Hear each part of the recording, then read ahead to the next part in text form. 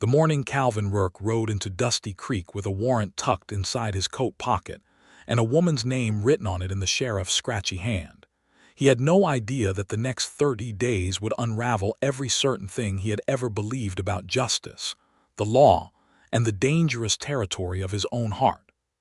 Dusty Creek, Texas, in the spring of 1882, was the kind of town that seemed to exist only at the mercy of the land around it. Red dust coated everything, the storefronts, the horses tied at the rails, the women who walked the boardwalk with their skirts held above the grime. The cattle trade had made it prosperous once, and the ghosts of that prosperity still clung to a few of the wider buildings near the center of town, but something had gone sour in recent years, something that most folks who lived there could feel but couldn't quite name. The Harlan family had a hand in everything, and when the Harlans had a hand in something, the good went out of it slowly, the way color bleaches from a curtain left too long in the sun. Calvin Rourke was 28 years old, appointed deputy marshal out of San Antonio 6 months prior, and he rode a lean bay horse named Sergeant who had strong opinions about water crossings and very few about anything else. Calvin was tall, broad in the shoulder, with a jaw that looked like it had been carved rather than grown, and eyes the color of storm clouds over open plains, neither blue nor gray, but something between the two that shifted depending on the light. He was not a man who took shortcuts, not in his work and not in his character. He had grown up watching his father take shortcuts in both, and he had decided early that he would not walk that road. The warrant in his pocket named Lavinia Merritt as the suspect. Theft of property, the charge read. Specifically, a deed of land belonging to one Gerald Harlan. Calvin had read it twice on the trail and frowned both times, because something about the wording sat awkwardly, the way a badly fitted saddle will eventually soar a horse no matter how fine the leather. He tied Sergeant at the rail in front of the sheriff's office, beat the dust from his coat with his hat, and pushed open the door. Sheriff Beaumont Webb was a man shaped like a water barrel and blessed with roughly the same depth of expression. He sat behind a desk that was too small for him, papers spread everywhere, a cigar stub clamped between his teeth though it had gone cold. Deputy Marshal Rourke, Webb said, and the greeting held about as much warmth as a January wind through a broken window. Didn't expect you till tomorrow. Rode through the night, Calvin said, settling into the chair across from him. He pulled the warrant from his coat and set it on the desk. Tell me about Lavinia Merritt. Webb shifted his weight, which caused the chair to issue a sharp complaint. Not much to tell. Woman stole a legal deed. Harlan wants her brought in. Where's she now? Out at the old Merritt homestead, about 4 miles west. She moved back into the house last month, bold as you please, despite the fact that Gerald Harlan holds the deed to that property. Calvin looked at the warrant again. Merritt, he said, same name as the homestead. Her father's land, Webb said, waving a hand as though that fact were a fly to be shooed. Sold the deed to Harlan 3 years back when he was in debt, legal sale, notarized and everything. And Lavinia Merritt took the deed from Harlan. Took it right out of his office safe, according to him. Middle of the night 3 weeks ago. Harlan's men have been trying to serve her notice to vacate, and she runs them off with a rifle. Webb said this last part with something that was almost admiration, then caught himself and composed his expression back into official disapproval. Harlan wants her arrested. He's got friends in Austin, and those friends have friends with influence, which is how you ended up here with a federal warrant instead of me just riding out there myself. Why haven't you ridden out there yourself? Calvin asked. Webb was quiet for a moment.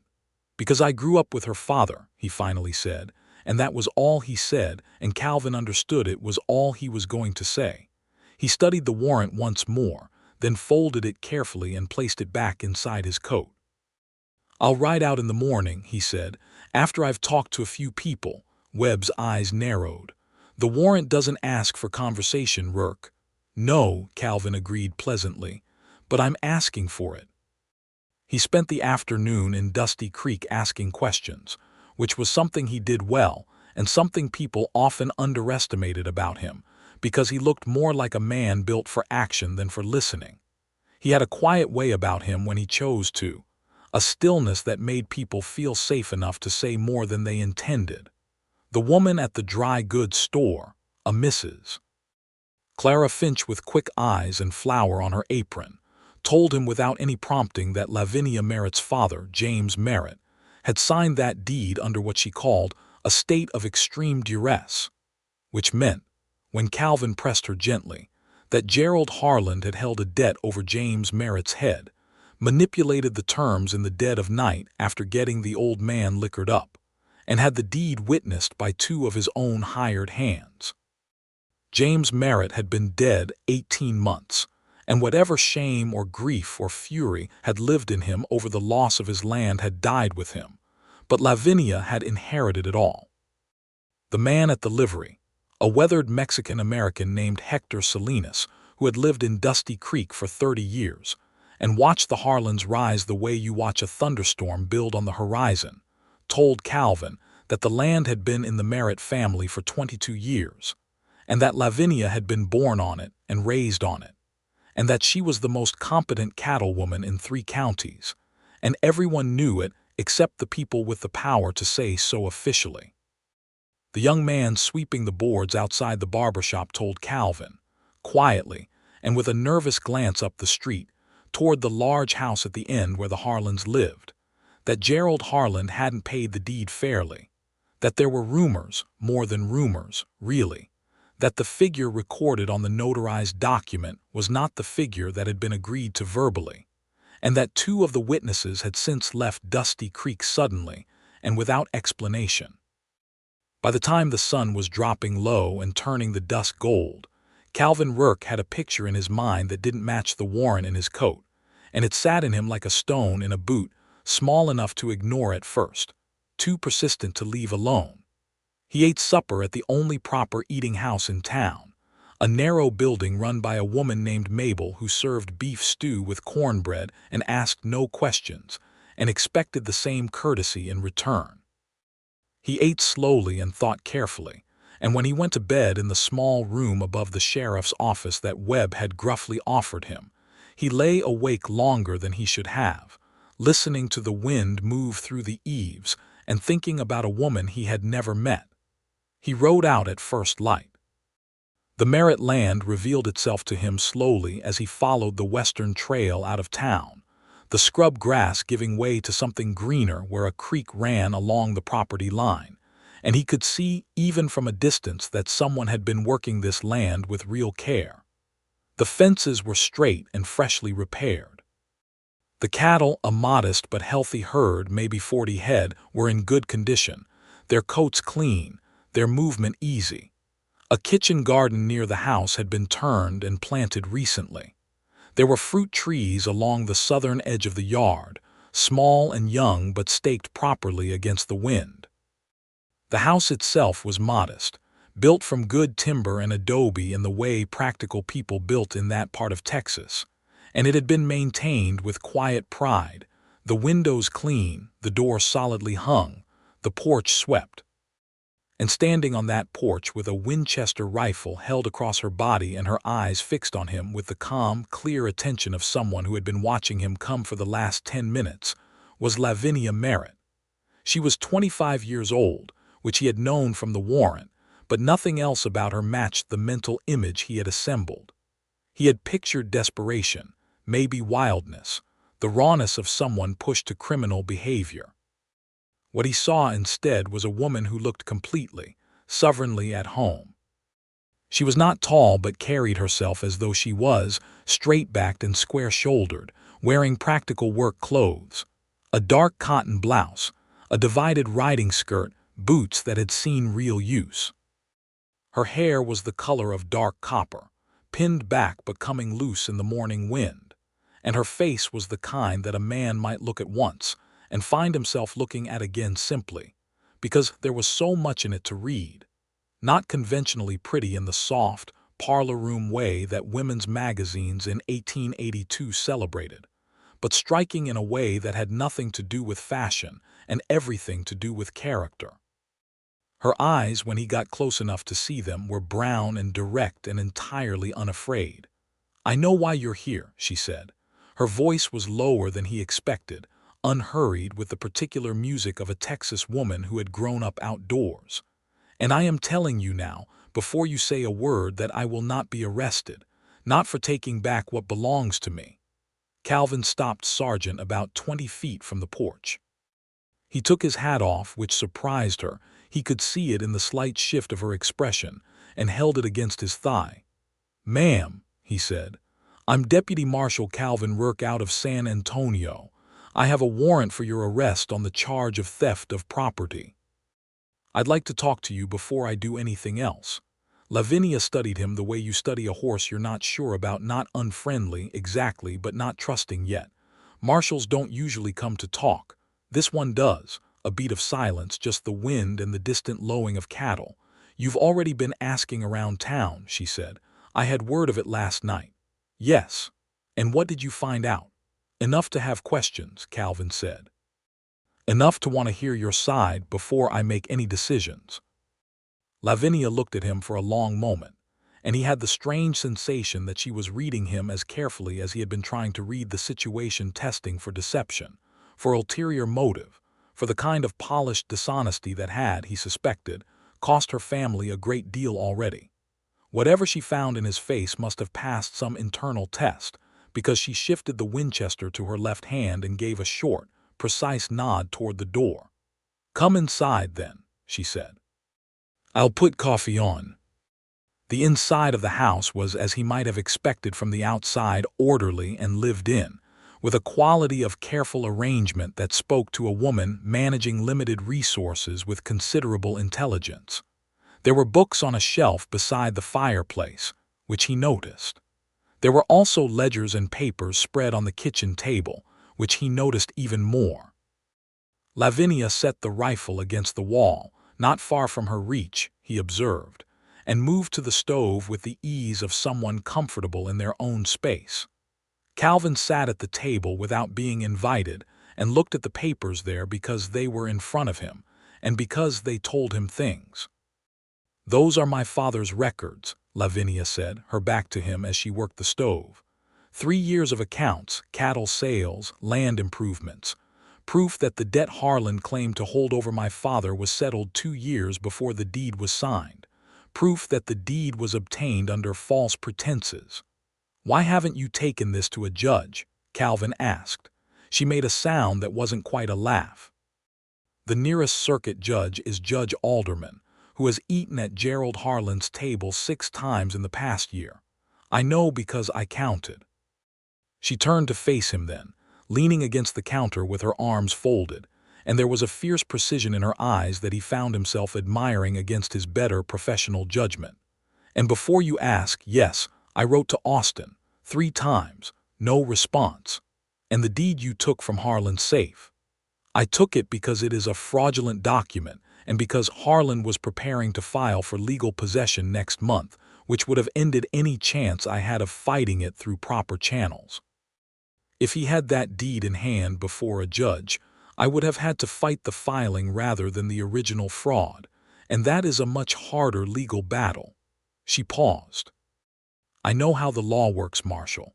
My father taught me before I could read a word of anything else." Calvin set his hat on the table. "How did you get into Harlan's safe?" For the first time, a ghost of something that might have been amusement crossed her face. "My father installed that safe for Harlan 7 years ago when they were still neighbors and not enemies. He remembered the combination, and he told it to me 2 weeks before he died." She met his eyes steadily. "He told me a lot of things those last 2 weeks." The coffee came, dark and strong, and Calvin wrapped his hands around the cup in thought. Outside, one of the cattle made a complaint about something, and the wind shifted, and the morning light came through the kitchen window at an angle that turned everything it touched a warm, specific gold. "Miss Merritt," he said finally, "I am going to be honest with you, which is something I suspect you'll appreciate more than diplomacy." "Considerably more," she confirmed. "The warrant I'm carrying is legal on its face. Harlan has filed the right papers with the right people, and those people have sent me here to execute it. If I ride back to Dusty Creek without you, I'm in violation of my duty and there will be consequences for that." He let that settle, then continued. "However, what I've heard since yesterday, including what you've just told me, raises serious questions about the original deed and about Harlan's conduct. Questions that, in my professional opinion, warrant investigation before any arrest is executed." Lavinia's expression did not change much, but something in her posture shifted, not relaxing exactly, but becoming slightly less braced for impact. "What does that mean practically, Marshal?" "It means I'm going to request a temporary suspension of the warrant and file a formal inquiry about the circumstances of the original deed transaction." He said it simply and directly, because it was simply and directly what he intended. "It means I'll need to gather evidence, which means I'll need to stay in the area, which means you're likely to see a great deal of me in the coming days. And if your inquiry comes to nothing, then I'll have a difficult professional obligation to meet," he said. "But I don't think it'll come to nothing." She looked at him for a long time across the kitchen table, and he looked back, and the morning settled around them with its smells of coffee and earth and the faint sweetness of something she'd baked earlier, biscuits, he thought, on the rack near the window. "You're an unusual man for a marshal," she said at last. "I've been told I'm an unusual man generally," he replied, and something about his tone made her lips curve slightly before she caught them back. "I have a spare room," she said. "The bunkhouse has 3 other hands, Eli, Domingo, and young Pete, who work for me. You're welcome to a room in the house if you intend to investigate rather than arrest, because I am not going to pretend I trust you enough to have you out of my sight." "Fair enough," Calvin said. He rode back to town to send his telegrams and collect his belongings, and when Webb heard what he was doing, the sheriff's face went through several distinct shades of red before settling into something that might have been resignation mixed with reluctant relief. "Harlan won't like this," Webb said. "No," Calvin agreed, pulling his saddlebags from the peg on the wall. "I expect he won't." Gerald Harlan was a man of 60 who had the look of someone who had always gotten what he wanted, and had begun to assume that this was simply the natural order of things. He was thick through the middle, silver-haired, with a way of smiling that involved only the lower part of his face and left the eyes entirely cold. He came to the sheriff's office that afternoon, having obviously heard about Calvin's movements, and he brought his son Robert with him, who was 35 and had inherited his father's manner without any of the intelligence that, in the father, had at least made it effective. Calvin received them politely, offered nothing, explained even less, and when Harlan pressed, with the particular pressure of a man accustomed to being the heaviest thing in the room, Calvin simply looked at him with those storm-cloud eyes and said, very calmly, that federal investigation took precedence over civil complaints, and that Harlan was welcome to write to San Antonio if he had concerns. Harlan left the way a thunderstorm moves off loud in its departure, trailing the threat of return. Webb, watching from behind his desk, allowed himself a small, private expression that might have been satisfaction before blotting it out. Calvin rode back out to the Merritt land in the late afternoon with his saddlebags and his good intentions and the strange, new, unnamed feeling that had been sitting in his chest since that morning on the porch. The feeling that sometimes arrives before a man knows what it is, riding ahead of him like a scout. Lavinia showed him the spare room, which was small and clean, and had a window that faced east, and she introduced him to her hands without ceremony. Eli was a former Buffalo soldier in his 40s, quiet and competent, who had been with the Merritt family for 15 years. Domingo was a young Mexican-American man of about 23 with a wide, easy smile and an extraordinary ability with horses. Pete was 18, just barely, a sandy-haired boy from nowhere in particular who had shown up asking for work 6 months ago and had stayed because, as Lavinia put it, he showed up at 5 in the morning every day without being asked, and had never once complained about anything. Over supper that evening, a proper meal, Lavinia cooked well and without self-consciousness about it, beef and beans and the biscuits he had been right about. Calvin watched the way these people moved around each other and around her, and what he saw was not the household of a woman running some desperate, reckless operation. What he saw was a working ranch run with skill and mutual respect, and the woman at the center of it had the quiet authority of someone whose competence had been tested and proven rather than inherited or performed.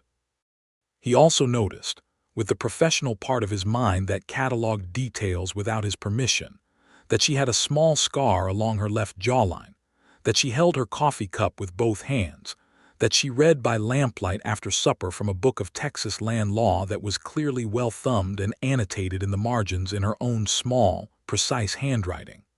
He noticed these things and told himself this was simply the same attention to detail that made him good at his job.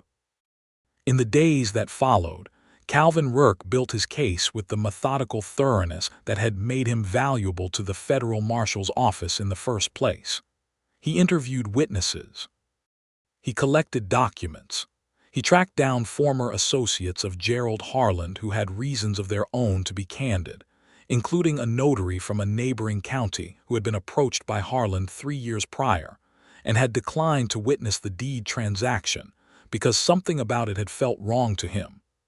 A decision he had never forgotten and was now, with visible relief, able to speak about to someone with the authority to act on it.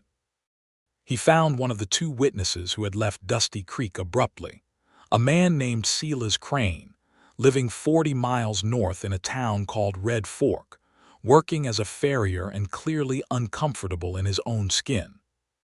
The conversation with Crane lasted 2 hours and produced a written statement that would have made Gerald Harland's attorney weep. Calvin worked with careful precision, and he rode back to the Merritt Ranch each evening, and each evening there was supper, and then the particular quality of lamplight and the woman who read land law by it, and something between them shifted slightly day by day with the slow, inexorable movement of water carving stone. It was on the 5th evening that they had their first real conversation that had nothing to do with deeds or witnesses or legal procedure. It happened because the lamp went low and she went to fill it, and he happened to be near the shelf with the books and looked at them, really looked at them, and saw that alongside the legal text there were novels, history books, a collection of poetry that had been read many times judging by its spine, and a small battered volume of natural philosophy. "You read Emerson," he said, surprised enough to say it aloud. Lavinia glanced up from the lamp. "My father believed a person should read widely. He said if you only read what applied directly to your situation, you'd think too small." A pause. "Do you read?" "Not as much as I should," Calvin said honestly, "though I have that same Emerson. Or had it, left it somewhere on the trail between here and El Paso about 2 years ago and have been meaning to replace it." She looked at him with a new quality of attention, a slight recalibration. "What were you doing in El Paso?" "Following a man who had robbed 3 banks and killed a postmaster in Laredo," he said. "Not the kind of trip that encourages leisure reading." "Did you catch him?" "Eventually." He took the Emerson from the shelf and turned it over in his hands. He was not a bad man in the way that people imagine bad men. He'd had a hard life and made poor choices, and then each poor choice narrowed the path until robbery was the only door he could see. "I thought about that for a long time afterward." Lavinia was quiet for a moment, watching him. "Is that how you think about your work generally, looking for the full picture?" "I try to," he said. "It makes the job slower, but it makes it right more often." He set the book back carefully. "Is that why you were willing to talk to me? Because you thought I might look for the full picture?" "Partly," she said. "And partly because I was running low on options, and you rode up without your gun drawn, which was a better beginning than I'd expected." He smiled at that, a real one, not the polite working version, and she saw it, and something in her own expression opened very slightly, like a window being unlocked.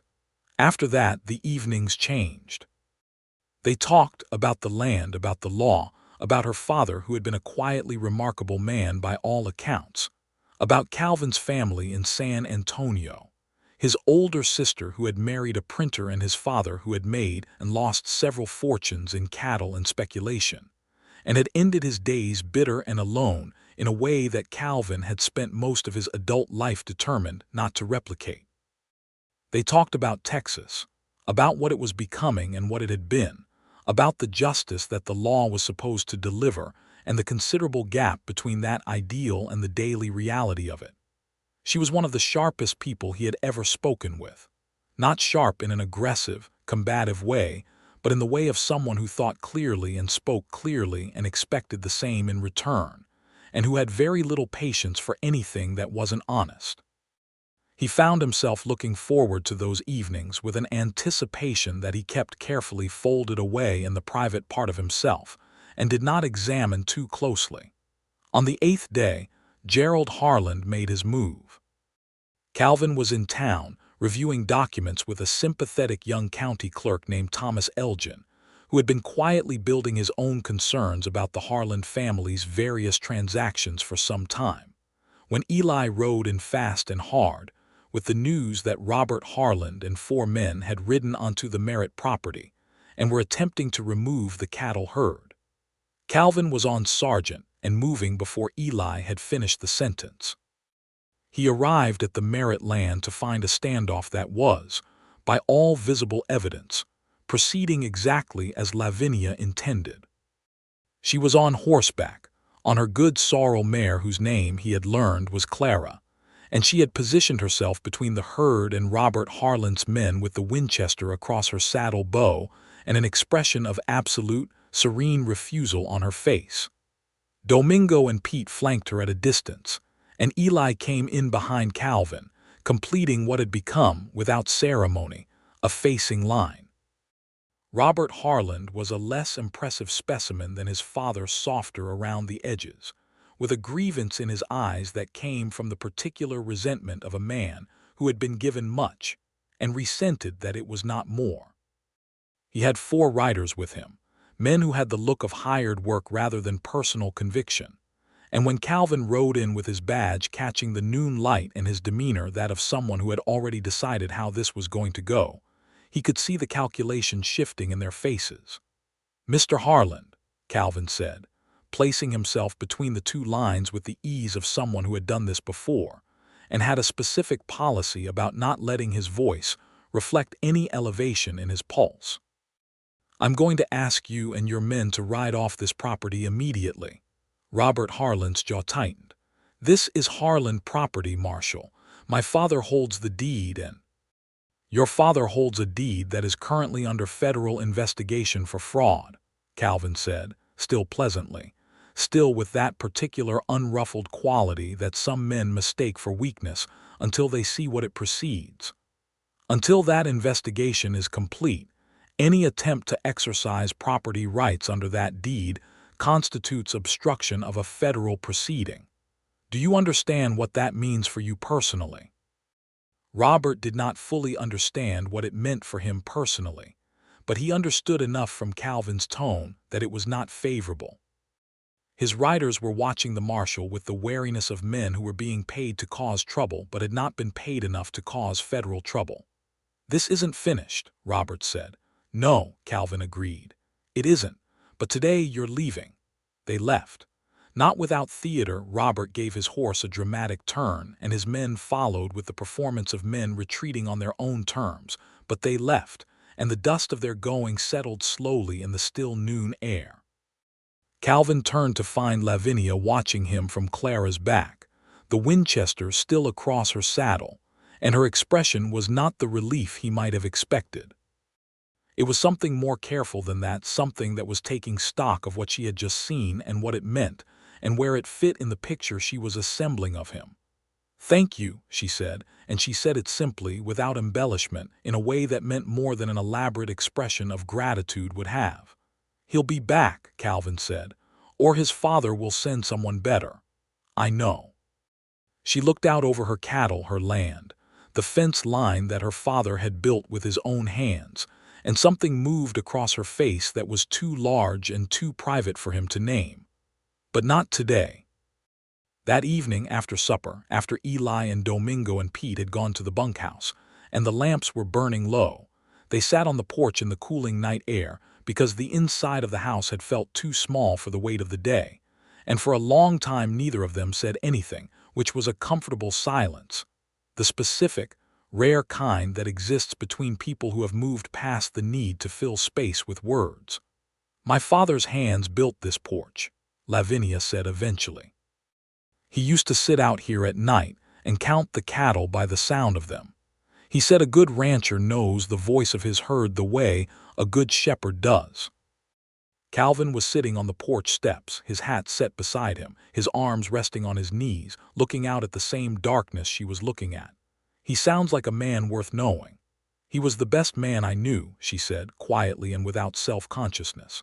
"And what Harlan did to him, what that shame and grief of losing this land did to the last years of his life, that is not a thing I will allow to stand if there is any legal way to prevent it." She paused. "Not just for myself, for him." "I understand that," Calvin said, and he meant it in a way that was more personal than professional, and she heard the difference. She looked at him then, and the porch lamp made shadows and gold of her face in equal parts, and she said, "Why do you care, Calvin? And I'm not asking about professional obligation. I'm asking about you specifically." It was the first time she had used his given name, and it landed quietly, but it landed. He thought about how to answer honestly. "Because my father did a version of what Harlan did," he said finally. "Not exactly. He didn't steal land, but he used leverage and manipulation to get what he wanted from people who trusted him. And I watched what it cost those people, and I watched what it cost him in the end. And I decided a long time ago that I would spend my life on the other side of that." He met her eyes. "Cases like yours are not just professional obligation for me. They're personal in a way I don't usually say out loud." The silence that followed was different from the earlier silence, denser, warmer. "I'm glad they sent you," Lavinia said. He smiled at the night because the directness of her continued to catch him slightly off guard in the best possible way. "So am I," he said. The investigation reached a turning point 12 days after Calvin's arrival, when a letter arrived from the marshal's office in San Antonio confirming that the case had been elevated to a formal federal inquiry, and that Judge Alderman had been recused due to his social connections with Gerald Harlan. A circuit judge named Emmett Carr, known for being incorruptible and efficient, would be arriving in Dusty Creek in 10 days to hear the evidence. Calvin read the letter at the kitchen table and looked up to find Lavinia reading his face for news. "A new judge is coming," he said. "One who doesn't dine at the Harlan's table." She set down the cup she was holding very carefully, as though sudden movement might disturb something fragile. "When?" 10 days. She pressed her lips together and then released them, and he watched her absorb this, the possibility of actual justice, which was something she had been working toward with the sustained, careful effort of someone who had not allowed herself to fully believe in it in case believing in it made its absence unbearable. "Don't celebrate yet," he said gently. "Harlan will fight it." "Of course he will," she said. "But I have the deed, I have your evidence, and I have the statement from Silas Crane." She paused. "And I have you." The last 3 words were said simply, practically, as a factual inventory of her assets, and yet they rearranged something in Calvin's chest that had not been moved in a very long time. Gerald Harlan, when he learned of the new judge, behaved exactly as Calvin had predicted and slightly worse than he had feared. He filed 3 counterpetitions, had his attorney ride to the next county to seek a temporary injunction, and sent a man to Red Fork to locate Silas Crane and offer him a great deal of money to recant his statement. The man Harlan sent to Red Fork found, upon arriving, that Silas Crane had already been escorted to Dusty Creek by a deputy marshal. Calvin had anticipated this particular move and had Crane moved 2 days prior. But Harlan's most effective move was more subtle than any of the legal maneuvering. He began a campaign in town, quiet and consistent, to paint Lavinia Merritt as an unstable, litigious woman motivated by grief and delusion. A portrait that Calvin found infuriating, and that Lavinia received with the composed contempt of someone who had heard variations of it before, and had decided that the opinions of Gerald Harlan's social circle constituted no meaningful measurement of her character. What the campaign actually accomplished, besides irritating Calvin to an unusual degree, was to galvanize the segment of Dusty Creek that had been quietly uncomfortable with the Harlan family's dominance for years. Clara Finch at the dry goods store began speaking loudly and publicly about what she knew. Hector Salinas organized 3 other long-term residents to provide affidavits about the Merritt family's standing in the community. Thomas Elgin at the county clerk's office produced records that demonstrated a pattern of irregularities in several of the Harlan family's land transactions, not just the Merritt deed. Dusty Creek, in other words, began to find its voice. Calvin watched all of this with professional satisfaction and a deeper, more personal pleasure that had to do with seeing the place respond to Lavinia in the way he had come to understand she deserved. He was aware, with an increasing and somewhat inconvenient clarity, that he was falling in love with her. It had happened in the way these things happen when you are paying attention to other things, gradually and then entirely, the way a river rises. He could trace specific moments in retrospect. The morning she had ridden out in the pale light before breakfast to check the fence line, and he had watched her from the window and thought, with a clarity that surprised him, that she was the most purposeful person he had ever seen. The evening she had laughed at something Eli said, a real laugh, unguarded and warm, and he had realized he had been cataloging the differences between her rare, genuine smiles and her polite ones for days. The afternoon he had come back from town to find her with a young calf that had got separated from its mother and was in some distress, and she had been on her knees in the dirt talking to it in a low, steady voice, with a gentleness that coexisted seamlessly with all that spine and capability. And the combination of those things had done something to him that he was not going to pretend was professional. He said nothing about any of this, because the situation was what it was. He was the marshal investigating her case. She was the woman accused, and there was a particular impropriety to acting on feelings under those conditions that Calvin's sense of integrity could not navigate around. He kept it in the private part of himself, and concentrated on building the most airtight evidentiary case that had ever come before a Texas circuit court. But he was aware that she was not entirely unaware of him either. It was in the small things. The way she would occasionally look up from her reading and find him looking in her direction, and hold his gaze a beat longer than necessary before returning to her book. The way, on evenings when they talked on the porch, she would position herself slightly closer than the first week's conversations had warranted.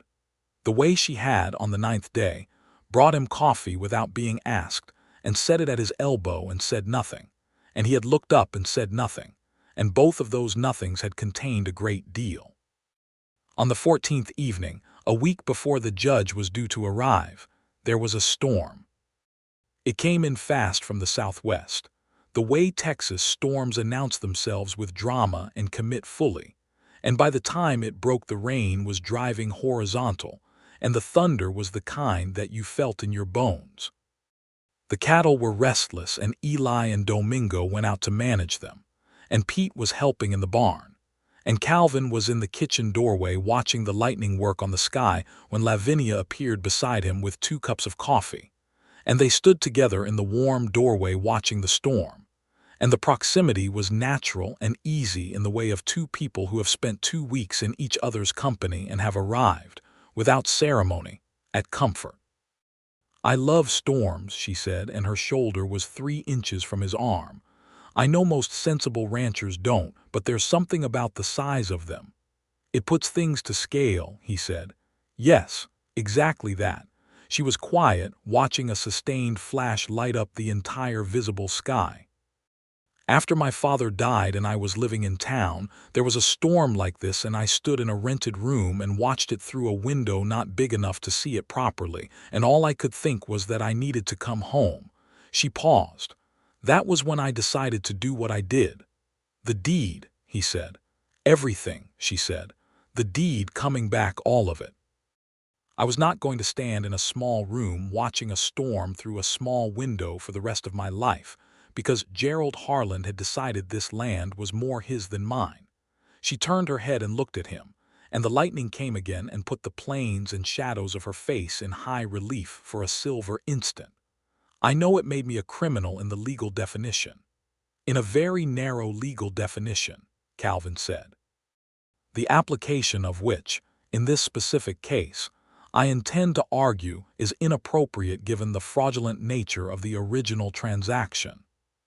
She looked at him with that particular expression. She had the one that had calculation in it and also something softer that she didn't always let him see.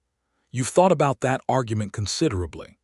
"I have thought about very little else for 2 weeks," he said, and then, because the way he had said it had allowed more of the truth into it than he'd intended, he kept his eyes on the storm. She was quiet for a moment.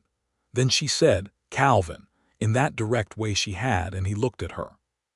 "I am going to say something plainly because I don't know another way to say things." "I know," he said. "It's one of your qualities I find most—" He stopped. "Most what?" she asked, and there was something careful in it, careful and aware. "Most remarkable," he finished. It was not the word he had started with, but it was also true. The storm moved between them in sound and smell and the charged quality of air in close proximity to lightning, and she looked at him for a long moment. "I am not certain," she said carefully, "of a great many things right now. My situation, the case, what comes after. But I am fairly certain that you are a good man, and I have not always been in a position to say that about the men who have come to my door." "I appreciate you saying so," he said quietly. "I'm not finished," she said. "I am also fairly certain that whatever has been happening between us these past 2 weeks is not something I am imagining, and I am not a woman who imagines things that are not there." "No," he agreed. "You are not. And I think," she said, with the slight quality of someone moving carefully over uncertain ground but committed to crossing it, "that when this is done, when the judge has come and gone and the case is decided, I would like to understand better what it is." He was quiet for a beat of the storm. "So would I," he said, "very much." She nodded once, with that precise quality she had, as though something had been decided, and then she went back inside to refill her coffee, and he stayed in the doorway with the storm and the feeling of something opening in his chest like a field after rain. In the morning, the land was washed clean and green, and the air had that particular freshness that follows a Texas storm, and Lavinia came out of the house at 5 o'clock as she always did, and Calvin was already up because he was always up before her, and they rode the fence line together before breakfast because the storm had brought some limbs down in the northwest corner, and it was a morning of hard, satisfying work and few words and the easy, particular companionship of two people who have learned each other's rhythms. The last week before Judge Carr's arrival was the most intense, professionally, of Calvin's experience in the case. He spent long days in town with Thomas Elgin, organizing the evidence into a coherent legal presentation. He corresponded with San Antonio, with the State Land Office in Austin, with a land law attorney named Breckenridge who had agreed to represent Lavinia's interests before the court at a fee considerably below his standard rate because, as Breckenridge put it in his letter, the case was interesting and clear, and he liked interesting and clear cases. Gerald Harland retained his own attorney from Austin, a man named Cavendish who was formidably expensive, and had the manner of someone who had never lost a case, and deeply resented the statistical implications of what came next. Calvin reviewed Cavendish's background carefully, and found that Cavendish was indeed very good, a sharp, strategic thinker who would attack the chain of evidence with precision. Calvin spent 3 evenings preparing for specific angles of attack, and spent portions of those evenings in conversation with Lavinia, who proved to have a precise and practical legal mind, and who identified 2 weaknesses in their presentation that Calvin had missed, and that Breckenridge, upon being notified, addressed immediately with admiration, and a note that said Lavinia Merritt was wasted running cattle and should have read law, which Calvin relayed and which made her laugh in the real, unguarded way that he had been cataloging. The night before Judge Carr arrived, Calvin could not sleep. He lay in the east-facing room and looked at the ceiling and thought about the case, and then found he was thinking less about the case and more about what came after. He had a permanent appointment in San Antonio. She had a ranch in Dusty Creek. These were geographical facts that did not resolve themselves simply, and he was enough of an honest man to look at them squarely rather than paper over them with feeling. He also thought about the fact that he was, by any reasonable assessment, in love with her wholly, and with the specific quality of something that had grown from genuine knowledge of a person, rather than the hazier, faster emotion of attraction alone. He knew how she held her coffee, and he knew what she sounded like when she was angry, and when she was sad, and when she was amused, and he knew that she was braver than any person he had met in his years of work, and not the reckless kind of brave but the deep, deliberate kind that comes from deciding what matters and holding to it without complaint. He was 36 days from the end of his current assignment. He thought about that for a long time.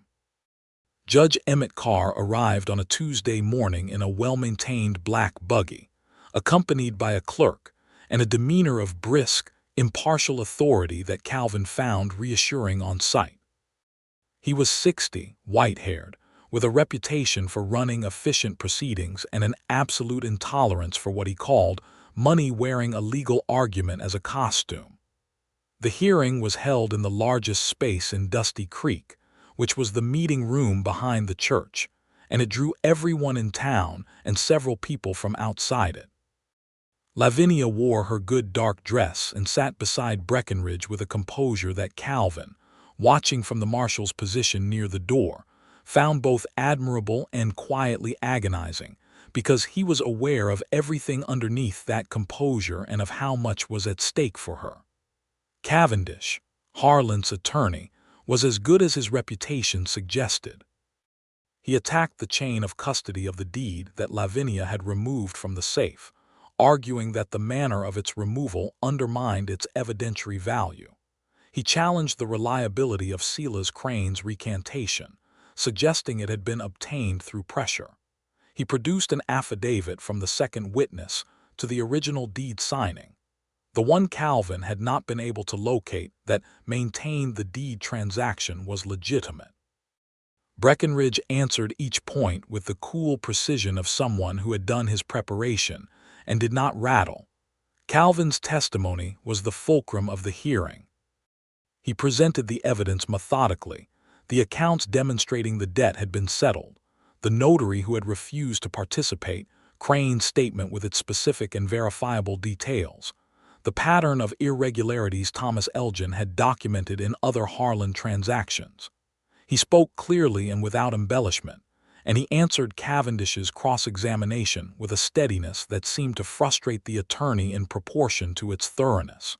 When Lavinia testified, the room changed. She was not emotional in the performative sense.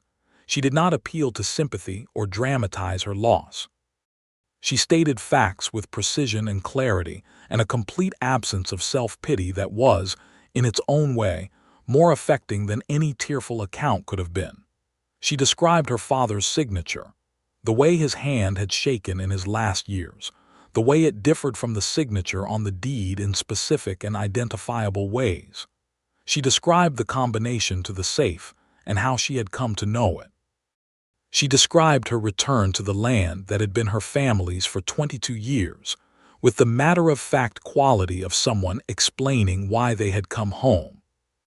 Cavendish cross-examined her at length and with considerable force, and she answered every question with the same clear, level attention she brought to everything. And at one point, when Cavendish suggested that her actions were those of an unbalanced woman driven by grief to illegal extremes, she looked at him with those steady brown eyes and said, quietly, that a person who methodically documents 3 years of accounts, researches applicable land law, and executes a precise plan of action while managing a functioning cattle operation, is not typically the profile of someone driven by irrationality, and that perhaps the attorney would like to reconsider his characterization. The room was very quiet for a moment after that. Judge Carr ruled at the end of the second day. He ruled the original deed fraudulent on the basis of coercive circumstances and procedural irregularities. He ruled that the debt upon which the deed had ostensibly been based had been settled prior to the signing, and that this had been deliberately concealed by Gerald Harland. He ruled that Lavinia Merritt's removal of the deed, while technically meeting the definition of taking property, had been carried out in response to a documented fraud and in defense of legitimate property rights, and that in his judgment, no criminal prosecution was warranted. He ruled, finally, that the Merritt land was to be restored to Lavinia Merritt by clear title, with all associated costs and legal fees to be borne by Gerald Harland. The room erupted, as rooms do when something long and heavily pressured finally gives way. Lavinia sat very still for a moment in the midst of the noise around her, and Calvin watched her from his position near the door, watched the way she absorbed it, the careful, private way of someone who has protected themselves from hope for so long that joy arrives quietly, without performance. She pressed her hand flat against the table in front of her once, as though grounding herself. Then Breckenridge said something to her, and she looked at him, and her face opened into a smile that Calvin had not seen before, wider than her usual smiles, less controlled, with something like relief in it that was so large it changed her whole face. He found himself smiling too, with equal warmth and roughly equal lack of control, and when she turned and found him across the room, the smile they exchanged was its own private conversation above and beneath all the noise. Gerald Harland left the hearing without looking at anyone and got into his carriage, and his son Robert got in after him, and there was a specific quality of silence from the town that followed their departure, not triumphant, exactly, but definitive, the silence of something long overdue. Hector Salinas, standing near the door as people poured out, caught Calvin's eye and gave him a single, deliberate nod that said more than any verbal expression. That evening, back at the ranch, there was a celebration of the particular, undemonstrative kind practiced by people who live close to the land and don't trust extravagance. Eli produced a bottle of good whiskey from somewhere. Domingo built a fire outside. Pete had gone to town and brought back a remarkable quantity of food that he distributed with the serious pride of someone who had done a thing well. Lavinia sat by the fire with her people around her, and the land that was hers again stretching out in all directions in the dark, and she was not loud about her happiness, but she was fully in it, and it was something to see. Calvin sat near her, near enough to talk, and they did talk about the ruling and what it meant, about Breckenridge, who had been excellent and would be paid handsomely, about Thomas Elgin, who deserved recognition for his documentation work, about Hector Salinas and Clara Finch, and the others who had spoken up and made a difference. Later, when the fire had burned low and Eli and Domingo and Pete had moved toward the bunkhouse with the reasonable discretion of people who understood what a situation called for, Calvin and Lavinia remained by the dying fire under the Texas stars, which in that part of the state in 1882 were an uninterrupted wilderness of light because there was nothing for miles to compete with them. "You'll be going back to San Antonio," she said. Not accusatory, not despairing, simply naming it. "My current assignment ends," he said, "but assignments don't have to be renewed in the same location." She turned her head toward him, and the starlight was enough to see by in its way. "What are you saying?" "I'm saying," he said carefully, "that I have been thinking about the geographic problem for some time now, and I believe there is a solution that involves me making a request to my department for a permanent reassignment to the Central Texas District, which would place me roughly in this part of the state." The fire popped softly. "That would be a significant change," she said. "Yes," he agreed. "It would." He paused. "I am not a man who makes significant changes casually. I've spent my adult life being very deliberate." but the reason for the deliberateness was always to avoid doing the kind of damage that careless people do, and I find that the same deliberateness, applied to this situation, leads me to a very clear place. "And what place is that?" she asked, and her voice was quiet and he could hear that she knew, and she was asking him to say it plainly because that was what she was, a woman who needed plainness. "The place that says I would like to stay near you," he said. "Not because of the case, which is resolved, and not because of obligation, but because these weeks have given me an understanding of who you are that I am not willing to simply ride away from." He looked at her directly because she deserved that. "I would like to court you, Lavinia, properly and honestly and see where that leads, if you'll allow it." Lavinia looked at him across the dying fire for a long moment, and her expression was the most unguarded he had seen it, no calculation, no self-protection, just the direct, clear face of a woman considering what she wanted. "I'll allow it," she said, "on the condition that if you make a request to your department and it is denied, you tell me honestly, and we solve that problem together rather than you sacrificing your career without discussing it with me first." He smiled. "You're already negotiating the terms." "I always negotiate the terms," she said, and her smile answered his. He leaned forward, across the small space of fire and dark between them, and before he could reconsider the propriety or impropriety of anything, she reached across and put her hand over his, and that was the beginning of it. The weeks that followed were the best weeks of Calvin Rourke's life, and he was honest enough with himself to know it while they were happening, which is not something everyone manages. He wrote to his department requesting reassignment. The request was considered for 2 weeks and then approved, partly on the merits of the Harland case's resolution, and partly because the District of Central Texas was, in 1882, a region with a significant backlog of unresolved federal matters and an insufficient number of deputies willing to operate there. Calvin's reassignment was effective at the beginning of the following month, which gave him a base of operations in the regional town of Cardero, 40 miles from Dusty Creek and manageable by a good horse.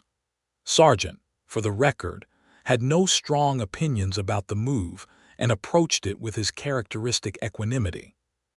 Calvin and Lavinia's courtship was conducted in the way that people courted in rural Texas in 1882, through regular visits, shared work, long conversations that covered considerable philosophical territory, and the gradual, patient business of learning each other in the ordinary context of daily life rather than crisis. There was something Calvin found deeply satisfying about this. The way the intensity of the case's circumstances had given way to something quieter and more textured, and the way Lavinia was not less interesting without the stakes of the situation, but, if anything, more so.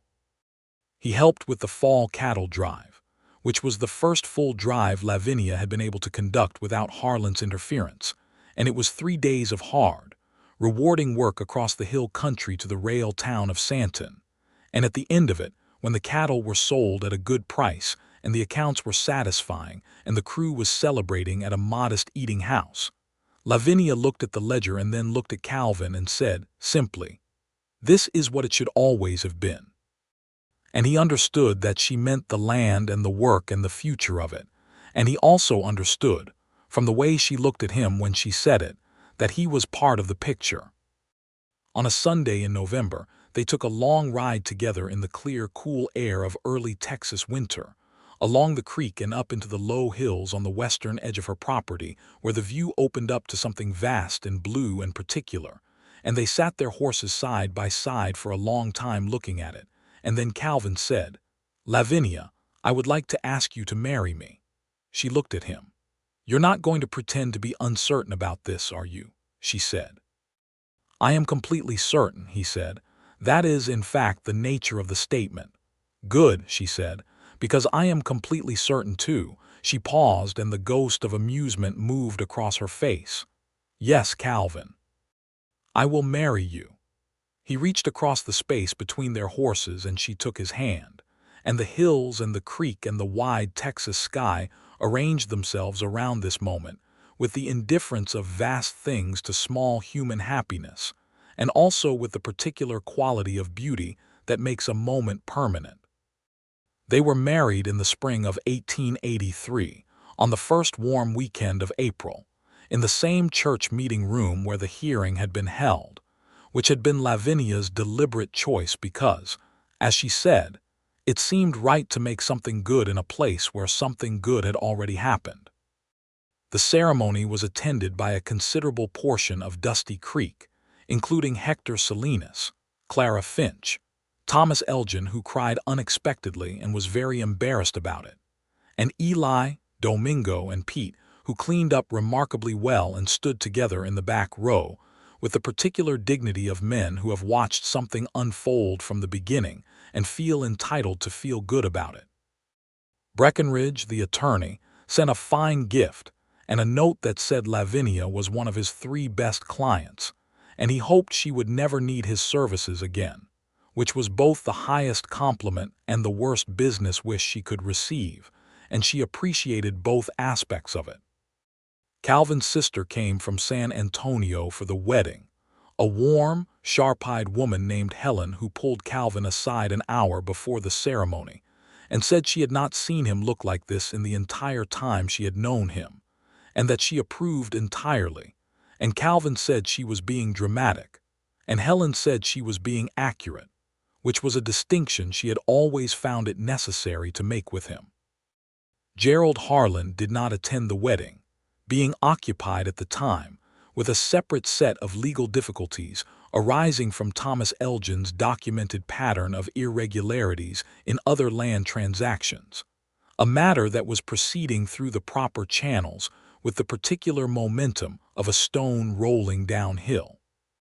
There was no satisfaction in Calvin or Lavinia about Harlan's difficulties, or rather, there was a kind of quiet satisfaction that they both acknowledged honestly and then set aside, because living well on their own land was a far more interesting use of their energy than watching his unravel.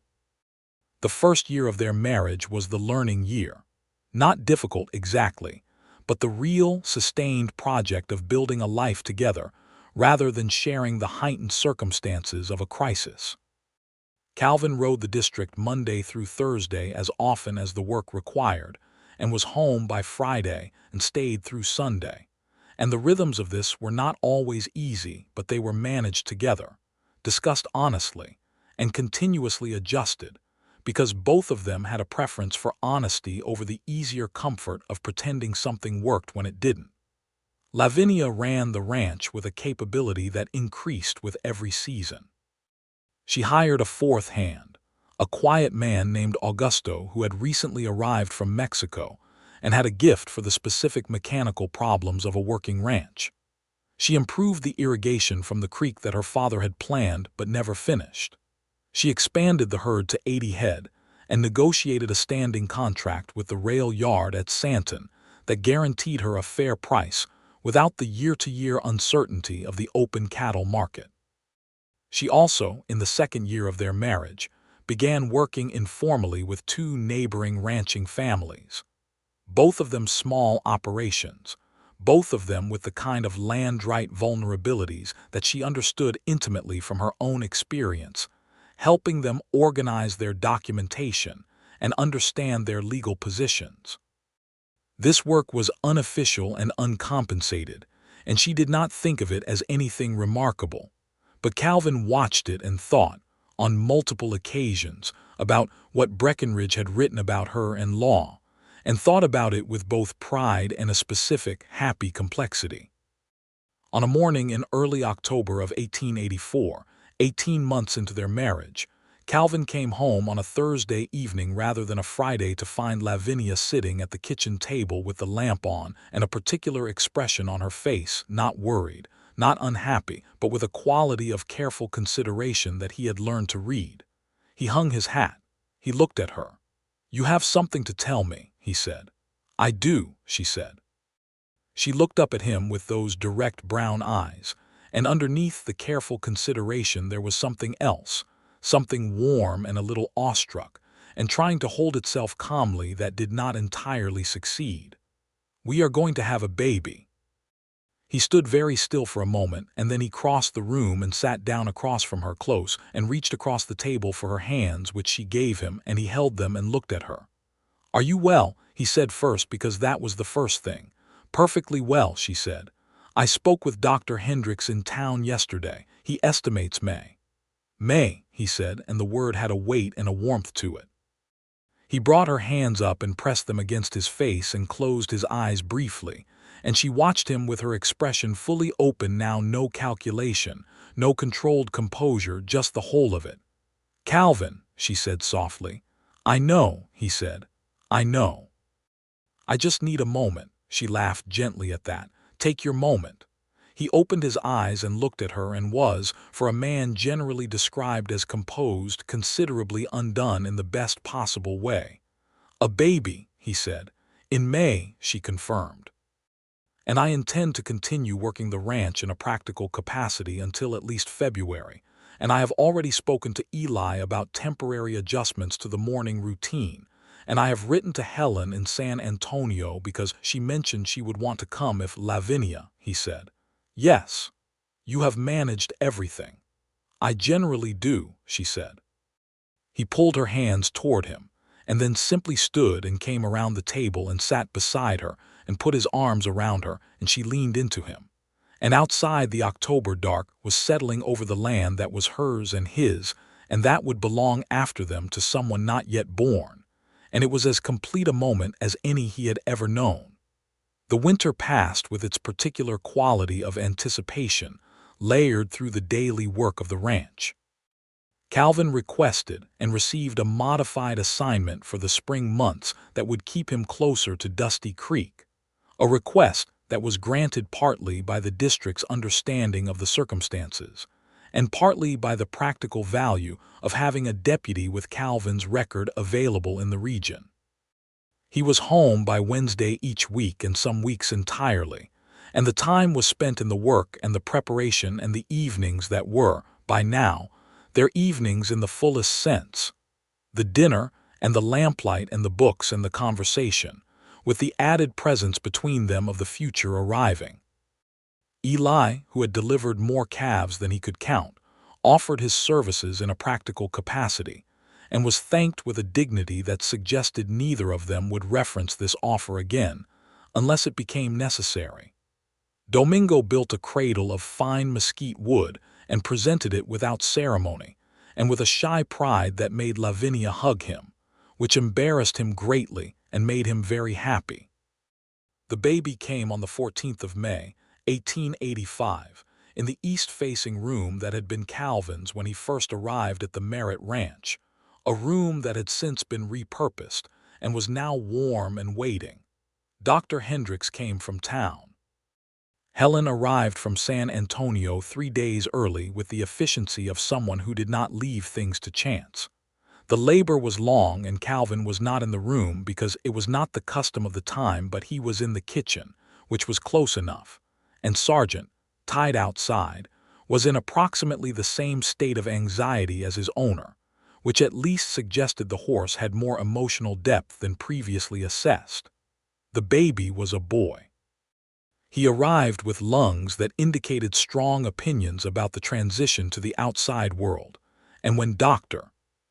Hendricks came to the kitchen and told Calvin he could come in, and Calvin crossed the room and saw Lavinia, tired and disheveled, and with an expression of pure, enormous exhaustion and love combined in a way that was the most beautiful thing he had ever seen, holding a small, red-faced, intensely alive person in her arms. He stood in the doorway and was as close to speechless as he had ever been in his life. She looked up and said, in a voice that was tired and completely herself, "Come and meet your son, Calvin." He came to the bedside and sat beside her and looked at this new small face with its decisive expression, and then he looked at Lavinia. "He looks like he has opinions already," Calvin said. "Of course he does," she said. "He's ours." They named him James Merritt Rourke for her father, and he proved from his earliest days to have the particular combination of his mother's determined will and his father's steady patience, And this combination, while it made him occasionally challenging to parent, made him a genuinely remarkable person. In the years that followed, and they were full years, busy and warm and occasionally complicated in the way that all real lives are, Dusty Creek grew around them. The Harland family's influence diminished steadily as the legal consequences of their various transactions accumulated into an inescapable weight. Gerald Harland sold his large house in 1887 and retired to San Antonio, and Robert moved away the following year, and the particular oppressive quality that had defined Dusty Creek's atmosphere for so long eased and changed, and in its place grew something more equitable, if not entirely without its own problems, which was the most realistic description of any small Texas town in that era. Calvin was promoted to senior deputy marshal in 1886 and was offered, the following year, the position of full U.S. Marshal for the Central Texas District. He took the position after one long conversation with Lavinia that covered the practical implications, the increased travel requirements, the compensation, and the specific nature of the work, and at the end of which Lavinia said that he was clearly the right person for the job, and that she had not spent 3 years married to a man of his particular character to encourage him to step away from the work that aligned with it. "You're sure?" he said. "Calvin," she said, with a patience that was warm rather than exasperated. "We have a working ranch, a competent team, and your sister comes twice a year to say she's visiting James but is actually keeping me from working too hard, which I appreciate even if I don't acknowledge it. Take the marshal's position. Just come home on Fridays." He took the position and came home on Fridays, and sometimes Thursdays, and occasionally on Saturdays after a long week, and the land and the people on it were always the thing he rode toward. James grew fast, as boys do, into a child who was as at home in the saddle as he was indoors, who was taught to read by both his parents with some competition over the method, who had his mother's brown eyes and his father's jaw, and a personality that was entirely its own. By the time he was 3, he followed Eli around the ranch with focused dedication, and Eli, who had never had children of his own, taught him cattle work with the same quiet thoroughness he brought to everything, and the affection between them was one of the particular, unstated gifts of the ranch's community. Domingo married in 1887, a young woman from the Mexican community in the adjacent county named Rosa, who was small and direct, and had strong opinions about food and an extraordinary singing voice that she deployed in the evenings near the fire, and whose presence on the ranch added a quality of warmth and domestic life that made it feel even more essentially itself. Pete, who had stayed with the Merritt ranch through everything, became in those years a genuinely skilled cattleman and a young man of real substance, and when he married in 1888, a girl from Santon named Alice who was patient with his shyness and quietly decisive about everything else. Lavinia stood at their small wedding and felt the particular feeling of watching something grow that you were there at the very beginning of. In the fall of 1888, Lavinia told Calvin, on a Friday evening when he had come home, and the lamplight was doing what lamplight does and James was asleep in his room with the sound of his breathing just barely audible through the wall, that they were going to have a second child. He took the news with the same quality of stillness, and then released that he had the first time, though this time he was not nearly as surprised and considerably more immediately joyful, which she noted and appreciated. "February," she said, "are you well?" "Perfectly. Better, actually, than the first time. Dr. Hendricks says it's not uncommon the second time." He pulled her toward him across the kitchen table and she came willingly, and they sat together with the lamp warm and the land outside in its autumn dark, and he said against her hair, "James is going to be very interested in this development." "James will need to be consulted beforehand," she said. "He is 3½ and has strong views about his territory." "He gets that from his mother," Calvin said. "He gets that from both his parents," Lavinia said, and she felt him laugh, which was something she had come to love beyond most things, the specific physical fact of Calvin Rourke laughing, the way it moved through him. The second baby came in February, as predicted, and this time Calvin was less anxious in the kitchen, having acquired through experience a more practical equanimity, though he was still, by any honest accounting, quite thoroughly anxious. The baby was a girl. She arrived with a quality of considering observation about the proceedings that struck everyone who was present as characterful, and she was small and perfect, and had her father's storm-colored eyes from the very beginning, which was unusual for a newborn and which made Calvin, when he came into the room and first saw her, very still in a different way than before, the stillness of recognizing something. James, who was brought in to meet his sister by a very careful Eli the following morning, looked at her for a long, serious moment, and then said that she was very small and he supposed she could stay, which was the most diplomatic thing he had said in his young life, and which made Lavinia laugh helplessly from the pillow. They named her Rosalind Catherine Rourke, Catherine for Calvin's mother, who had been a gentle woman and a quietly strong one, and Rosalind because Lavinia had always loved Shakespeare and had a particular affinity for the character, which was not surprising to anyone who knew her.